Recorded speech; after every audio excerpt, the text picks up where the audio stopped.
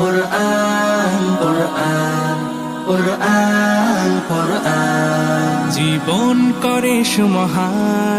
আসসালামু আলাইকুম সম্মানিত ভিউয়ার্স, আজকে আমি দেখাবো brother plain machine S model S7250A505P। এই মডেলের আমরা লুপটাকের ক্ষেত্রে 4-5 সিজ করার পরে সুতা নাইভের সুতা শর্ট হয়ে যায়। তো শর্ট হওয়ার কারণে পরবর্তী বডি করার সময় সুতাটা নিড়ে থেকে বাইর হয়ে যায়। তো কি কারণে বাইর হয় আজকে তার সমস্যার সমাধানটা আমি দেখাবো এবং বলবো। তো সম্মানিত অডিয়েন্স, আমার এই চ্যানেলটি যদি সাবস্ক্রাইব না করে থাকেন এখনই সাবস্ক্রাইব করে দিবেন, পাশে থাকা বেল আইকনটি বাজিয়ে দিবেন। আমার এই ভিডিওটি ভালো লাগলে লাইক দিবেন, কমেন্ট করবেন এবং শেয়ার করে দিবেন। তো এখন আমি আপনাদেরকে ডিজের কাপড় সেলাই দেখাইতেছি। দেখেন 4-5 সিজ করার পরে আমার সুতাটা অনেক ছোট হয়ে গেছে। পরবর্তীতে বডি করার সময় সুতাটা নিডল থেকে বাহির হয়ে যাবে। তা আমরা কিন্তু বেশিরভাগ লুপের ক্ষেত্রে যে সমস্যাটা হয়, টাকের ক্ষেত্রে এমনি নাম্বার টান দিলে এই সমস্যাটা হয় না।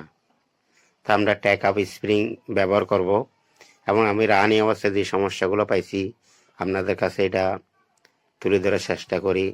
এই সমস্যাটা 1 নম্বরে হইলো আপনার ট্যাগ স্প্রিং ইউজ করতে হবে লুপ ট্যাগের ক্ষেত্রে। 2 নম্বর হইলো এখানে এখন বর্তমানে 2.5 দাঁত ফিকডক ফ্লেট লাগানো আছে, 3 দাঁত ইউজ করতে হবে। তবে নাম্বার টানের ক্ষেত্রে এই সমস্যাটা হবে না। যদি আপনি লুপটাকে ব্যবহার করেন তখন সমস্যাটা হয়। তো এখন আমরা দেখতেছেন আমি 2.5 দাঁত চেঞ্জ করি, এখন 3 দাঁতের ফিকডক লাগাইতেছি এবং ট্যাকাপ স্প্রিংয়ে সুতাটা তুলে দিছি এবং 3 দাঁত লাগাইলাম। এখন সমস্যাটা আর হবে না। আপনারা দেখতেছেন এখন আমি 2.5 দাঁত খুলি 3 দাঁত লাগাই। আপনি এমনি লুপটাক ছাড়া অন্য যে সুইং করবেন সুইংয়ের ক্ষেত্রে যেকোনো সেট ইউজ করতে পারবেন। যদি লুপটাক মারেন তাহলে কিন্তু আপনার 2.5 দাঁত চেঞ্জ করে 3 দাঁত লাগাইতে হবে এবং টাকা স্প্রিং অবশ্যই ইউজ করতে হবে। তো এখন আমি সম্পূর্ণ করার পরে আপনাদেরকে এখন চলা দেখাতেছি।